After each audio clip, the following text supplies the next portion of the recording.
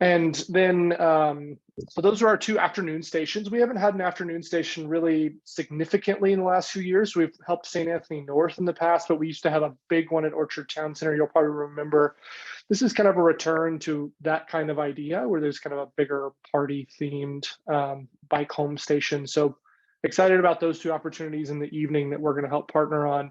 And then the morning stations, 2 of our kind of normal morning stations, but we're going to really focus on making the Confluence station in Adams County down in the Welby area kind of a little bit more fun this year. Bring some food, bring some staffing effort, bring some music, bike tune-ups, that kind of stuff to that station.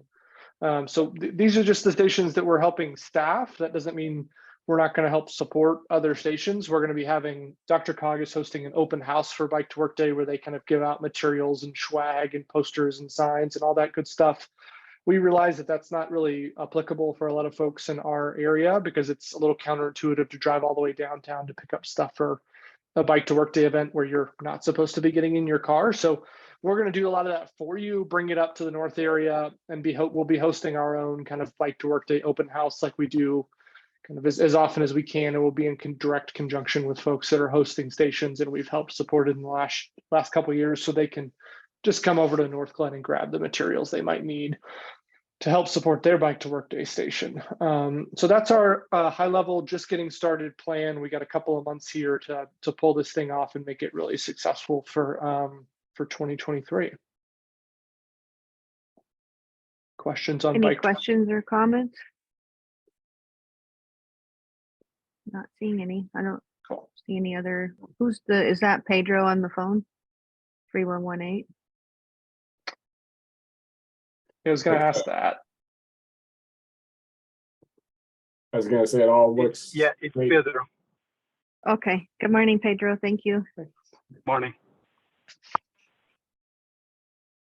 All right. I guess we'll keep going. You need one more person, right? No, we got Kyle there too. We should be good. We're good. I'll go backwards. All right. We'll start back at the beginning. Perfect. All right. Let's go ahead and look at the March minutes. If there were any questions or comments, we'll take a motion to approve. If not, So moved.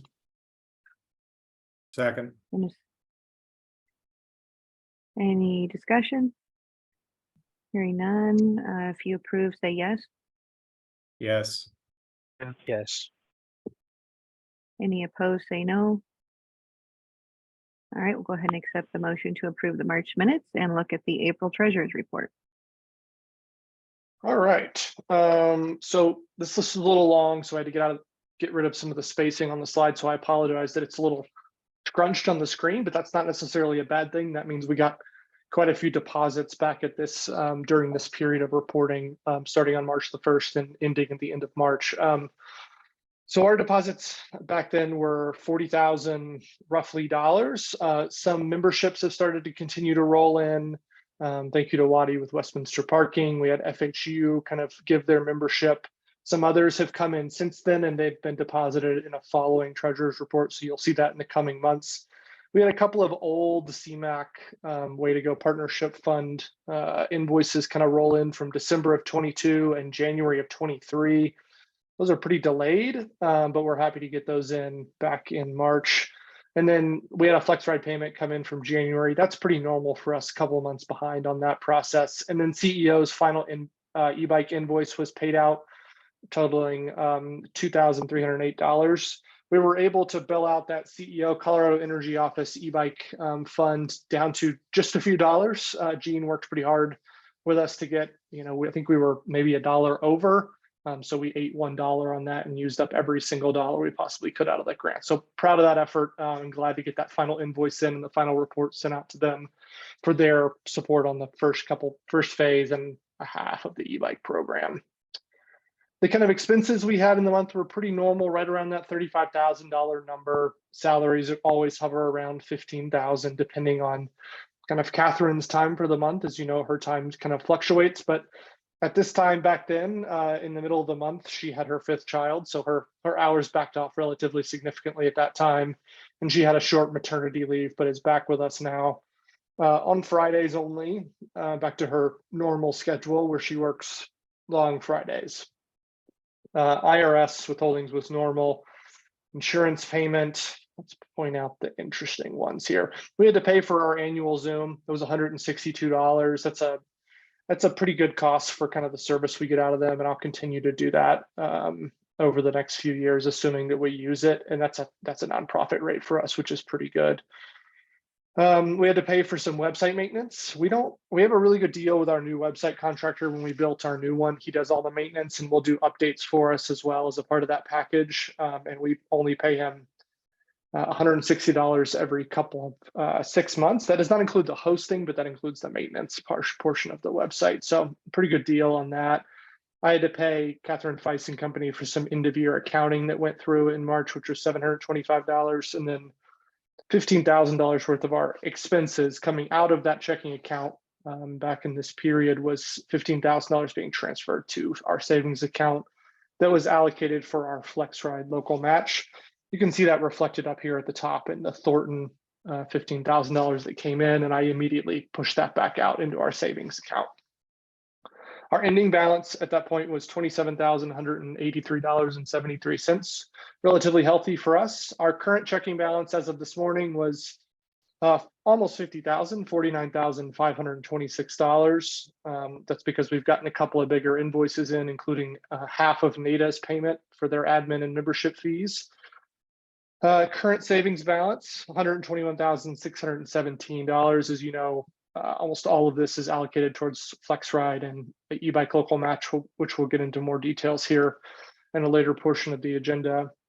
Our current outstanding invoices, I was able to get this down over the last couple of months, but it's still, as soon as I get it down to a good portion, I send out more invoices and it jumps back up. That's just the way it works. But if we can keep it, under that $70,000, under that $60,000 number, I'm pretty happy. But last time I talked to you, it was well up over 100,000 of invoices that were out. So we're making some progress here. We still have some FlexRide local match payments for the year that are out there. This is something we'll talk about in a little bit. Regular CMAQ invoices. We still have some membership payments that are out there, some that kind of happen at the mid-cycle of the year, and some that have just been a little slow to kind of get back to me in terms of payments. ADCO, Adams County's CMAQ local match. This helps match our kind of CMAQ DRCOG partnership grant funding that we get every year from Adams County. I checked in with them yesterday. It usually takes until about May for that to come in every year, just based on Adams County budgeting, but no reason to think that shouldn't come in. And then just a few other kind of miscellaneous invoices, RGD marketing, FlexRide, CO7 communications project, some of Tammy's time over the last couple of months, all add up to that roughly $78,000 worth of outstanding invoices that we have as of today. That's all I have, Chair. I know that was kind of a lot of line items there quickly, but I'll take questions or a motion. Pedro, do you have your hand up still, or was that just from earlier?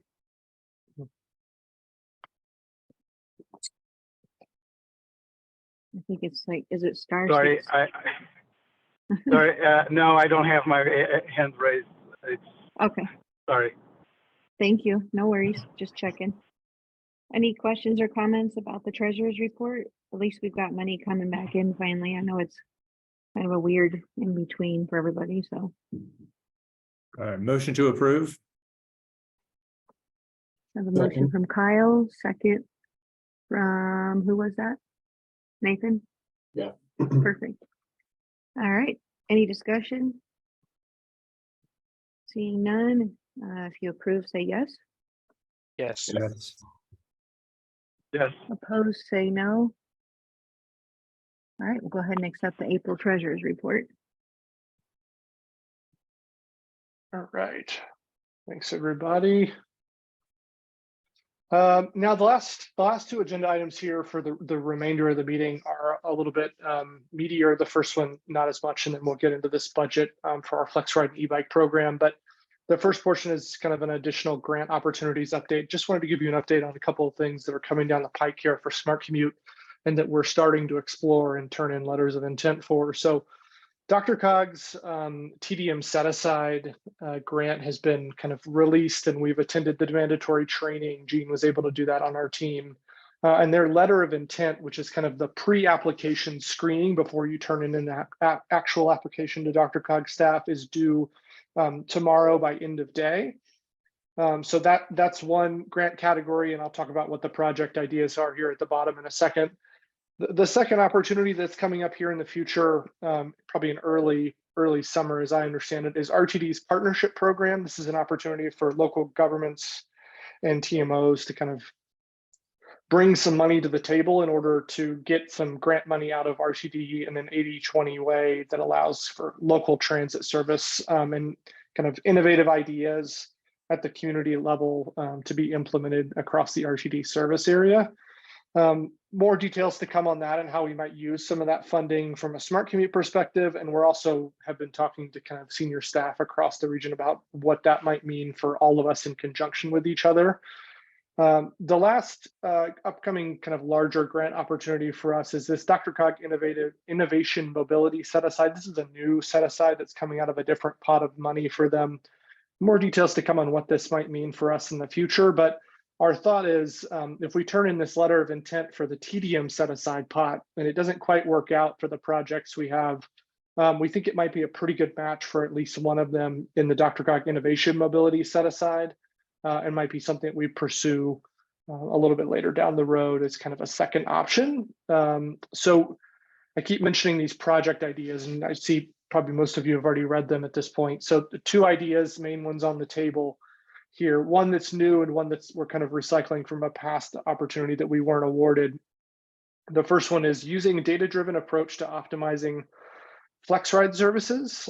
This is something that Gene and I are working on using Esri's kind of GIS and new transit planning and analysis software to potentially optimize the flex rides in the entire smart commute service area in conjunction with all the stakeholders, kind of local jurisdictions that are represented, RTD that's represented, of course, because it's their flex ride services.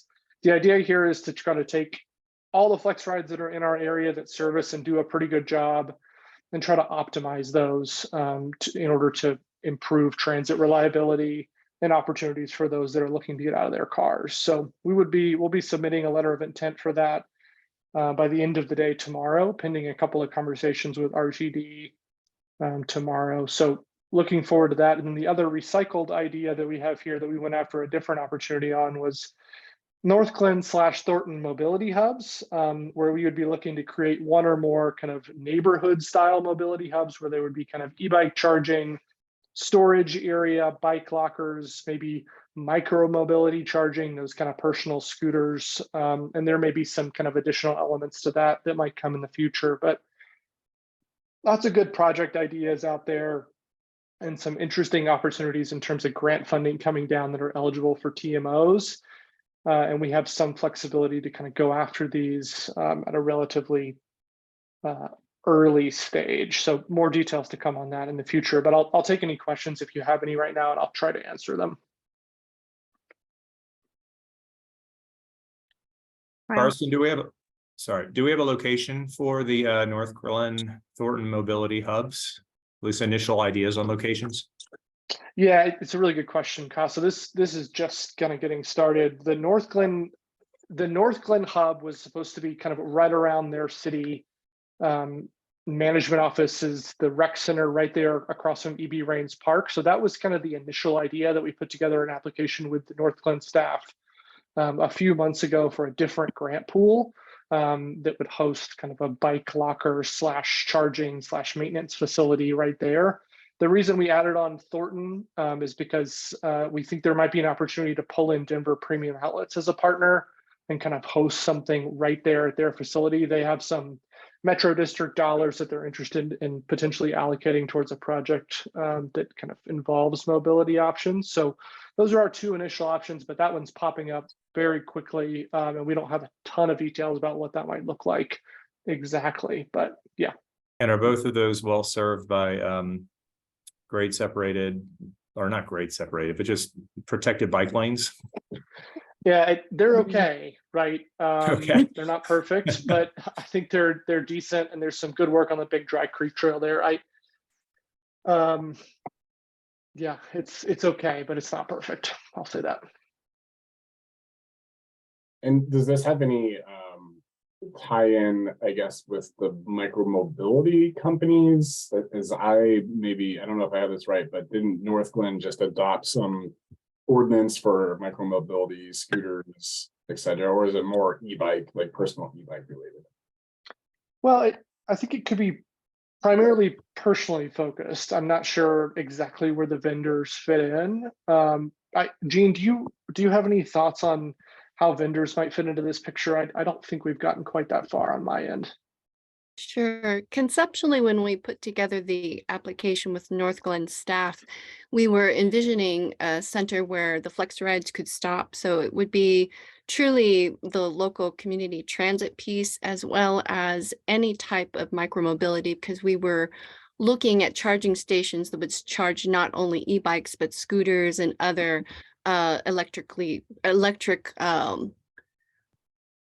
electrified, let me try that again, electrified personal mobility vehicles. So we're looking at that.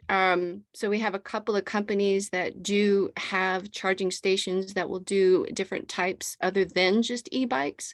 And so we have those companies for the charging stations. We also have been looking at, and we'll talk more fully with a couple of smaller bike share companies.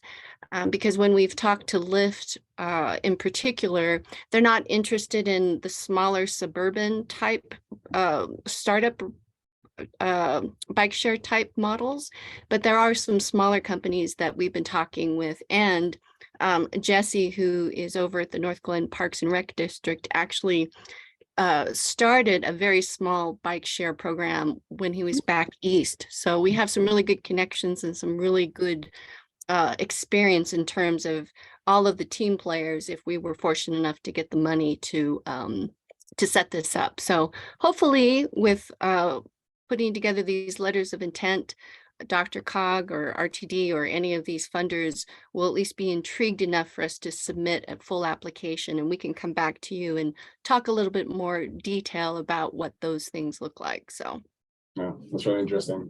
Yeah, and to Kyle's point about the the bicycle infrastructure, I find it really interesting comparing and contrasting Denver with this North Metro area, right? And sort of the reality of all these protected bike lanes and facilities.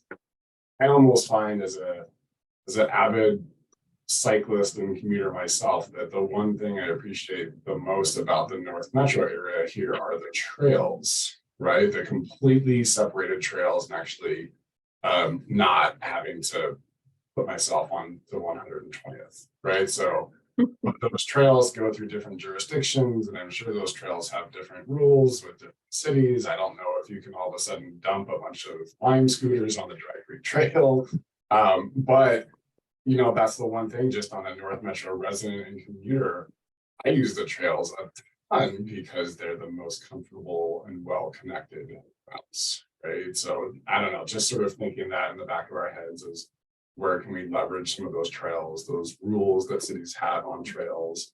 I love them. I would take the Dry Creek Trail over 120th any day, and how to leverage that, be an interesting question. yeah, well, just to close the loop on that, just very quickly. So the station over at North Glen has a underpass under I-25. It has pretty good connections to the local trails in that area, and Grand Street itself is relatively bike friendly compared to something like Federal. So Grand Street is a nice connector for the bike community in North Glen and connecting them up to other jurisdictions.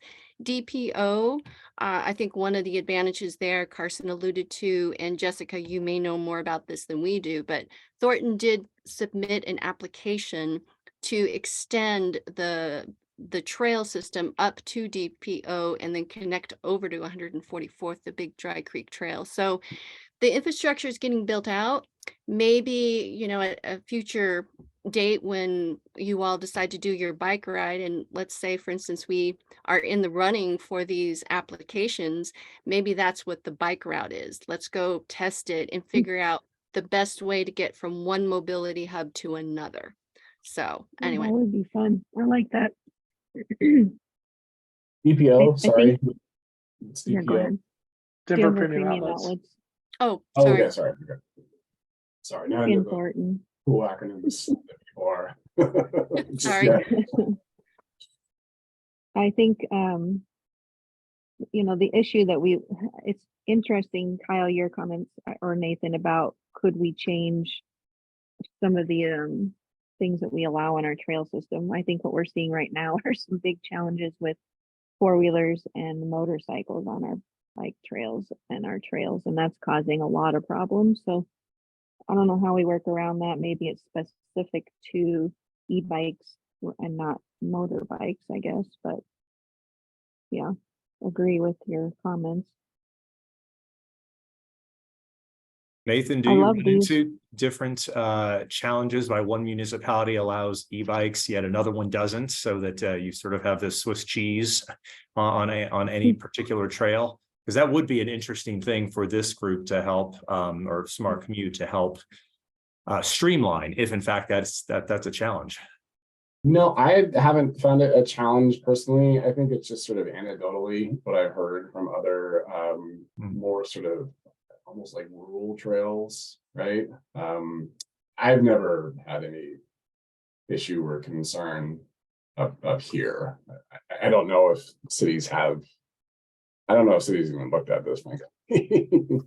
But it's just anecdotally speaking. Yeah. I'm gonna send Kent an email and ask him now that you say all this. Yeah. And just I have more find issues out with what's going coyotes on. on the trail than Yeah, right. four-wheelers. Well, I really it's- like these two opportunities, Carson. These are really just kind of unique and creative. So thanks for your team for putting these together. Jean, your work on this as well. Yeah, Okay. Carson, may I, and Jessica, might say just one other thing about the North Grillon Mobility Hub and the Denver Premium Outlets. Wadi or Kyle, if there are a couple of others that we might want to throw in here, we're going to, the language or the narrative in the LOI is going to be broad enough to add some additional potential mobility hubs if we do want to start that network. So I just want to put that out there. North Glen and Denver Premium Outlets will start with, but if we want to add to that and it's reasonable, then let's definitely have a conversation if we get the opportunity to actually submit an application. So. Well, Dean, if And you're that's- opening the door, I'm gonna walk right through it. Absolutely. Would we love to talk to you about a potential micro mobility hub, which is what this sounds like. And we're in the process right now of, I've thought this many times and it is yet to actually land, but to really get our Center Street District plans solidified, would love to, and it is on the Broomfield Trail. It's on a regional trail through the park. So it is anticipated to be well connected with these sort of protected bike lanes and trails. So would love to chat with you more about the possibility of doing something at Baseline. That would be great. And that would go perfectly with the launching of the North Broomfield Flex Ride that we're going to be promoting a lot at the end of May. So yeah, it all fits. Awesome. Thank you. And this helps strengthen our application, right? Because it becomes a regional project once we get to this level. Yeah, this is great. Yeah. Really, really good. I was gonna say our highly anticipated underpass for the US 36 and Sheridan Station. It's gonna open here in the next couple of months, connecting our downtown to the highly used BRT station. So that might be a good spot to at least, consider one of these mobility hubs as well. All right. Well, Carson and Jean and your team sounds like you get a few more items to work on. One other item, and I recognize that this is all subject to getting the funding, but if you do have a conceptual idea, which it sounds like you do, for what these entail, I would love to share that with our design team. So at least they can start noodling on the idea of what's the extent of this, where might it best locate? That would be really helpful. We can do that. All right, I gotta log off. Sorry. Great conversation. I love where this is going, and really happy to be able to put this out there with the work you guys are doing. So thank you, everybody. Thanks, Chair. And Wadi, it's all Thank you. yours. Absolutely. Have a good day. Bye. Bye-bye. Well, thanks for the conversation on this. Kind of all is happening very quickly, and obviously Jean is kind of taking a lead on a lot of this. So thanks to her for helping me get it all put together and using some expertise there to get these things put in. And once we figure out what the post letter of intent phase looks like, we'll have some more details to kind of share with the group around actual applications and some of the applications to kind of local projects and the stakeholders in this group. So exciting times for Smart Commute, always looking for that next grant opportunity. Now let's, if we're okay with that, Wadi, I'll switch us to our last agenda item, which is our previous big grant opportunity, current, I guess. Sounds good. So I promised you all last month a bit of a FlexRide e-bike program budget deep dive. That is a mouthful of an agenda item, but I just wanted to revisit where we are. It's been 7 or 8 months since we've talked about the FlexRide e-bike budget, and we're down to the last couple of months of the program here and kind of what happens after this. But first, wanted to start with the budget and make sure we're all on the same page in terms of the numbers. I'm just going to pass it off to Jean here to go over this slide with all the fun budget numbers, and then we can dive into kind of what happens next after this one. Jean, take it away. Sure. So I think the biggest takeaway from all of the text on this slide is that we are very close to our original budget of $2 million over a 4-year period. What Carson and I kind of work with in terms of a planning budget from this point, actually through last year, through the duration of the program, is to try to stay within a $20,000 range of the budget, meaning we're on budget up to maybe we're $20,000 over budget, and that's it. And so on a $2 million project, we feel that that's a good, safe place to be based on how the last 3.5 years have really gone in terms of working with RTD. So as you see from the text here, we, and Carson mentioning a little bit earlier in the presentation, we are continuing to build our funds to pay our local match contribution to RTD. I still expect to receive an invoice for that any day now. And what RTD is planning to do is invoice us separately to give us a little bit more time to pay each invoice, because we have 90 days to pay them. So for instance, if we got 3 invoices in for all the first 3 quarters of last year, we'd have 90 days to pay those, so our cash flow isn't impacted and we can continue to make sure that we can operate all of our other programs as well. So I mentioned that amount of detail just to kind of showcase that we do have a great working relationship with RTD in terms of them working with us as a small organization and making sure that our cash flow is not impacted any more than it needs to be. And so with that, you'll see that through December, we've spent about $1.3 million. That includes a little over $1 million just for operating the FlexRide. It includes the $150,000 for the 2 buses that we purchased for the FlexRide service. It also includes about $60,000 that we have expended for both the phase 1 e-bike program and then the first deployment of the e-bikes under phase 2 that RTD is paid for. We're about to launch the second set of e-bikes under the RTD grant next month. I'm actually planning to do 2 deployments in May and the final one in June.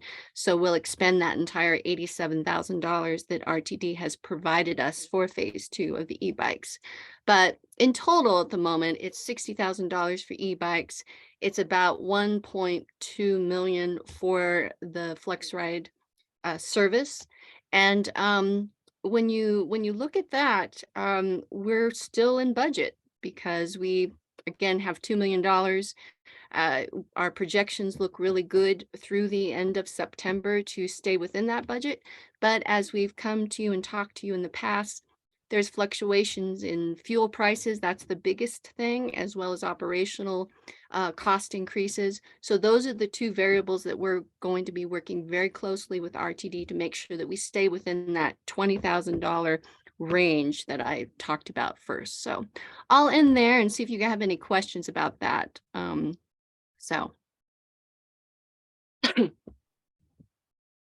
Just thank you, Gene. Does this mean I'm looking at that bullet point that says LIC still needed for remainder of grant period, the 166.8. So that's the contribution that Smart Commute needs to still make? Is that right? And does this tie then back to the financial item that we saw when Carson, you're saying, hey, we're still pumping stuff into savings in anticipation of this number? Is that right? Correct. Okay, and what was it, like 115,000 that we currently have in there ish? Okay, We have and then 122. Yep. 122. And then when we look at these other components coming in or anticipated to come in from the other municipalities, that looks like, is that 15 each from, it looks like that's going to more than get us there. So are we feeling pretty good about that? Well, I feel pretty confident right now. Obviously, if something happens, we will come back to you immediately. But again, that's why we have this planning range of $20,000 to be in debt. That's our cap. And the reason for that is at least based on the relationship that we have with RTD and them understanding us and wanting to work with us, there are tools that we will have to be able to possibly just have them write off that particular contribution. So I guess that's a good way to express it, that maybe they'll just say, okay, you're $20,000 out. We'll figure it out how to do that. And for instance, one of those tools that we might use is the fact that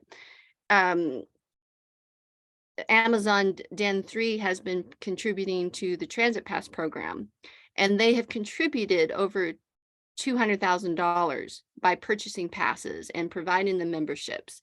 So that constitutes a little over 20% of the local match towards this entire grant that we've spent so far. So we unfortunately, Karen and I, when we were first negotiating with RTD on this contract, they would not allow us to use the Transit Pass ticket sales as part of our local match, even though that was a part of our original model. But seeing that we have been, I think, highly successful in procuring Transit Pass programs for RTD, that might be something that they would look at and maybe renegotiate with us to cover any outstanding debt that we have in terms of the local match contribution. So again, that's kind of why I'm trying to stay within the $20,000 range. It might even be able to go up a little bit, but that's a tool that Carson and I are keeping in our back pocket, so to speak, if we need to use that because we can't meet that match. And again, Kyle, I think we're good. We're in a good place, but if fuel prices go up like they did last summer, and operational costs go up because we are receiving more ridership, I mean, it's kind of ironic, right? We want more ridership, but the more that bus moves around, the more expensive it gets. So those are the two variables we're looking out for, but hopefully that explains that we believe we're in a healthy spot and why. But you let me know if you have other questions. I think the only other question that I have is then how are we measuring the success of both of these projects? And can we compare the success of this flex ride versus other flex rides that have been done in the metro area? And where do we rank? Can I Really, pause for, I just want to add one more point on the budget piece, Kyle, just make sure we're totally whole, that I want to make sure it's clear.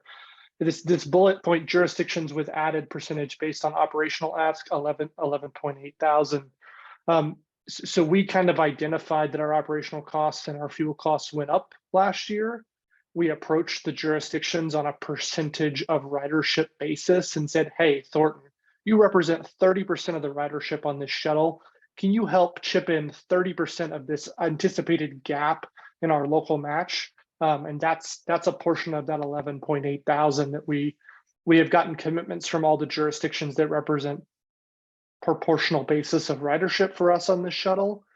So we're not just kind of hoping that RTD says, sure, we'll absolve this kind of gap if there is one. We're kind of going out and actively seeking opportunities to fill that gap with jurisdictions and with partnerships amongst Amazon Den 3, St. Anthony North. Denver Premium Outlets is coming to the table now with kind of a little bit larger local ask match for 2023, just to make sure that we're 100% whole heading to the end of the year. That's all I wanted to add, Gene. Sorry to cut you off.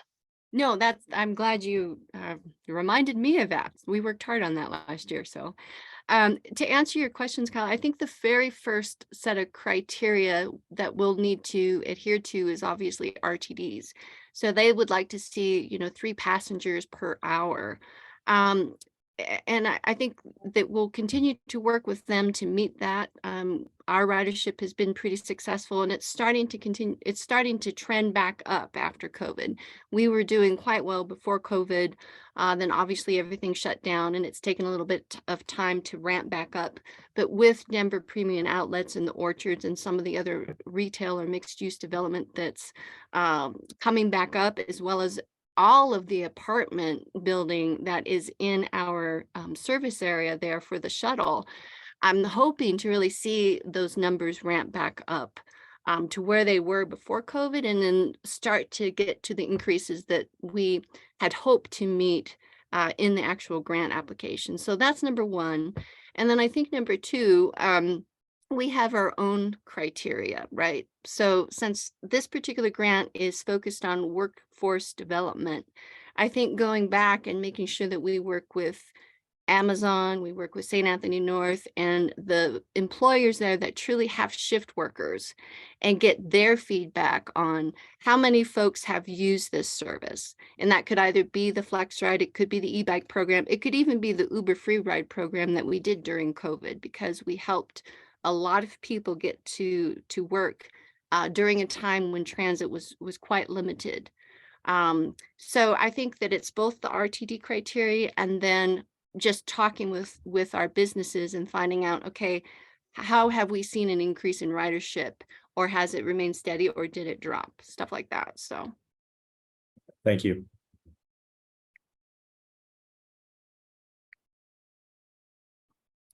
Any other questions?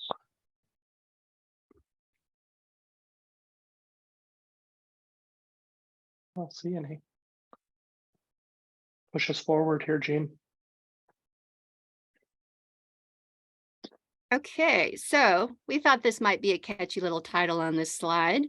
And I think that was yesterday, so there's probably only 156 days. So, but one of the things that I wanted to just mention to you is we've really started to have some more frequent conversations with Amazon, St. Anthony North, Denver Premium Outlets, as you can probably tell, because of the partnership program that RTD just launched. And so they're going around doing a series of meetings with all of the sub-regions and talking about what this partnership means. And I mention that because one of the things that RTD continued to tell me throughout all of last year, and I think Carson is hearing this in the sub-regional meetings when he's listening to these partnership presentations that RTD is using, is that all existing programs are going to be folded into this partnership in 2024. Well, my big question is, what does that mean? And so I do have my monthly meeting with RTD tomorrow. I sent a litany of questions that are related to the partnership process to ask her, how does that work? So I'm hoping that I'll be able to get back with you all next month to talk a little bit more about what those details are. But in the meantime, we've kind of set up some goals and objectives and a big outcome for late July, early August that we're really focusing on in meeting with our employers as well as RTD and our local jurisdictions. So Carson, do you want to talk a little bit about that?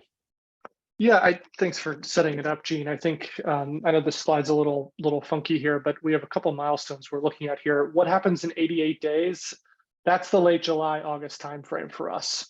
We'd like to have some kind of an answer at that point in time in terms of what the RTD partnership means when it says we're going to roll existing partnerships into this overall program so that we can have an answer for our stakeholders in terms of the last question on this slide. We keep getting asked over and over again, what happens after the grant ends? By different stakeholders, different folks. If we can't get an answer from RTD in terms of what they see the future of the service being after repeated conversations, then we're going to be in a hard place, because we have to know what they want to do with the service. And if they see it as successful and willing to carry it forward, either in the partnership program bucket or in a different service planning bucket, then we have no opportunity to make an ask of local jurisdictions or businesses in the area. So our goal in 88 days is to have an answer to that question from RTD, so that we can sit down with all the stakeholders in person, just like we did at the beginning of this grant process, and say, hey, here's what we're looking at, right? You need to contribute X, Y, and Z in order to make this thing continue running at the same rate that it is, or reduced rate or increased rate, or whatever it might be that RTD and we kind of agree upon is the future of the grant service. It's frustrating to us, at least it's frustrating to me, to not have an answer sooner. And I've heard it a million times now, what happens after the grant ends? And my answer is, I don't know yet, because we haven't heard from RTD yet.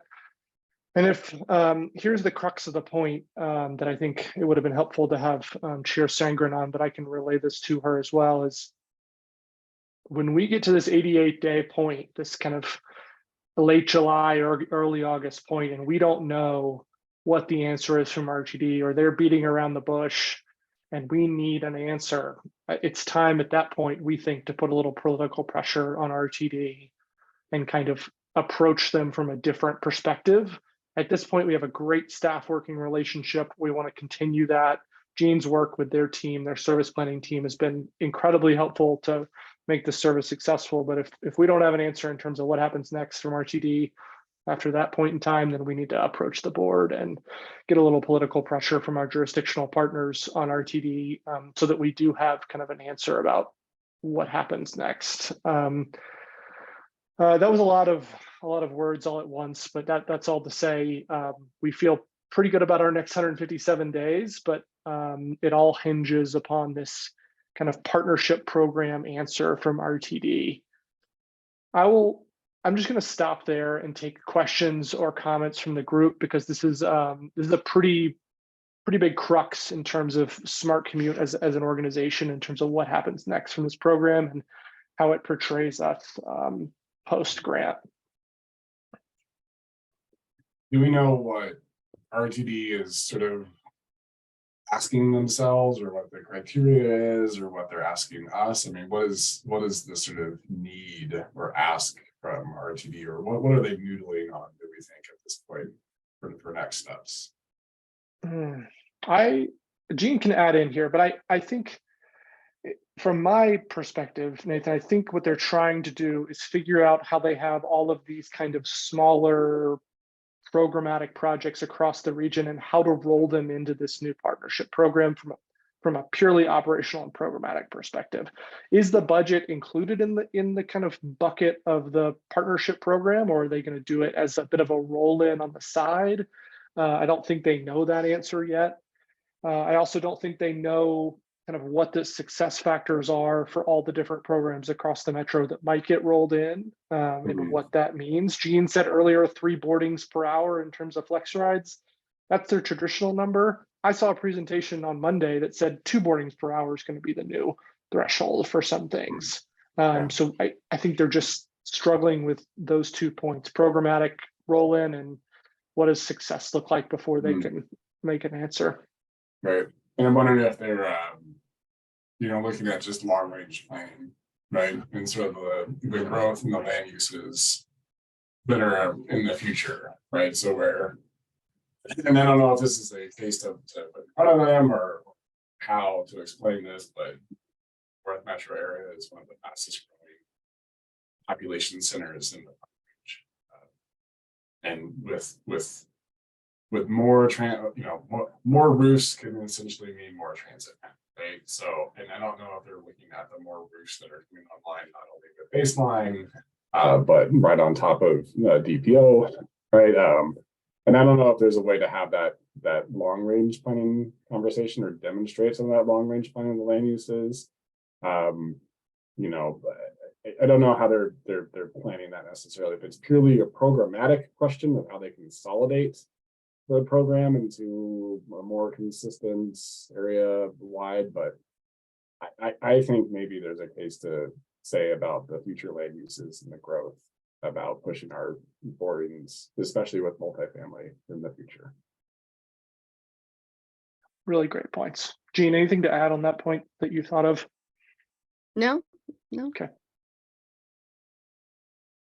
Other questions Oh, about it's- what happens? So it's a little disconcerting if RTD hasn't provided the criteria by which they're going to evaluate these. And we had talked about that a little bit on the prior slide. I wonder if there is an opportunity for us. I mean, you had mentioned, Gene, that the ridership is increasing. We only have a few more months to demonstrate it's back to pre-COVID, and it may not get there, which probably puts even more importance on the anecdotal information that you guys would be getting from the employers in the area. And I'm almost wondering, in the absence of criteria, can we push our own and say, hey, maybe the ridership isn't, whether it's 2 per hour or 3 per hour, that doesn't tell the whole story, but that anecdotal information, the employers are really relying upon this, and start creating a narrative before RTD even gets their proverbial you-know-what together to make a decision. That's Yeah. really good, Kyle. I like that. Carson, if I may, maybe I'll start by talking about a couple of things that I think are related to what Kyle's talking about. So the first is Title VI communities. And one of the things that we have really been stressing, and we did this with the North Broomfield Flex Ride, and I believe that's one of the reasons that we were successful in helping the city get that service in the first place, but was to make this argument that, you know, that our Flex Ride was created based on actual data. And that data is the origins of the people that work at Amazon and work at St. Anthony North Hospital. They weren't arbitrarily drawn.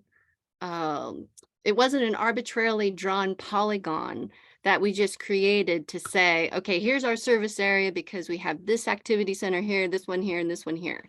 It was truly focused on shift workers that are typically lower income households. And a lot of them are coming up from Denver or the South Denver area. And so one of the things that we've been very strong and consistent in our messaging to RTD is that this should be a focus. And then as a transportation management organization, this is our focus to figure out how to get people to work.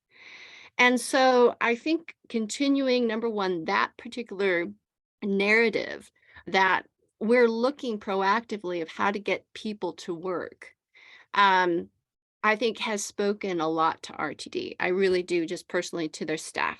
Now, whether that or not they can actually say that in big public meetings at the moment, I don't know. But I'm hoping that part of those conversations that we've been having with them is starting to be translated into what this partnership agreement will evolve into.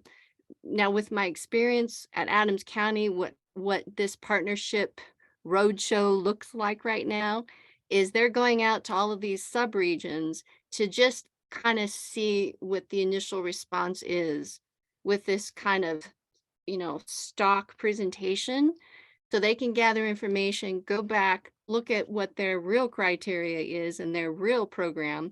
And I say that, because it's Monday morning, or no, it's not Monday morning, it's Wednesday. Is it Thursday? What day is it? My point is that I think they've strategically decided to go out, see what people's reactions are, then go back in, and they will come back out in the next couple of months of what it is they're really looking for from local jurisdictions in terms of what their contributions are, whether it be political, local match financially, or even how people in the jurisdictions feel about combining programs. So for instance, the partnership program looks like it's being modeled after the Colorado Energy Office and the new DRCOG subregional process. They look very, very similar. And so in the back of my mind and in my conversations with RTD, a part of what we're going to be talking about tomorrow is, are you looking at how you can streamline processes with CDOT, the CEO, and other, major players to like create this more sustainable, holistic approach to funding projects in these subregions, because they all kind of starting to match. And so big picture wise, kind of going back to that long range planning type of conversation you were having a little bit earlier, is that kind of where they're headed? So I mentioned that because I do think RTD has a game plan in the background, but they're looking for our initial reaction so they can adjust and make tweaks. So if that's helpful. Carson, I don't know if you want to add something. No, it's good color for this group, right? I think it's multifaceted and continues to evolve. And I've sat in on plenty of those meetings, sub-regional service council meetings, and the message gets tweaked a little bit to each meeting, each area. And I'm lucky enough to sit on a few of those, so we can pick up on those things. All to say, we want to influence RTD staff as best we can on the front end so that they hear us behind the scenes when they go into those internal conversations and have these talks, right? Just back to your point, Kyle, about kind of helping them define this anecdotal piece of success. Carson, we're at the 5-minute mark, so if there is anything of extreme relevance we want to discuss before we end here, just wanted to remind everybody about that. Yeah, thank you. That's the only agenda item I have. I knew it would take some time. I just want to mention two things. I had come to a call to action for some of you guys in terms of helping me get some membership funding in the door. Thanks to Nathan for helping me do some of that, and some of the other folks in this call have been helping, I know, in the background. If you have any ideas about who could be good nexus with Smart Commute, we're always looking for new blood, and the organization's always helpful in these conversations that are pretty impactful for the North Metro. So thank you to you guys for that. And then just to point out about this CO7 bus tour is happening this Friday, I guess mostly for Kyle here, with elected officials and senior staff. It's going to take place Friday morning, starting at Lark Ridge, heading all the way east and all the way west, kind of back and forth. And I'll give you a report out on that when we hear a little bit more about how it went. Tammy's working really hard with the team to pull that off from the communications position, but that's probably the best place to leave it for today. And then next month, I'd love to talk a little bit about the CO7 Mobility Hub conversation we had kind of tabled a couple of months ago, bring that back up, and then have a potential field trip, maybe where we get on our bikes and hit a couple of those proposed mobility hubs in the back of my mind. So those are the only other things I had, Wadi. And then if there are any other questions, we do have 3 minutes, or you know how to find us, me and Gene. Sounds good. There's not any other questions or comments. We will adjourn the meeting. Thanks, everyone. Sounds good. Thanks all. Have a good day. Thanks, everybody. Thanks for the input.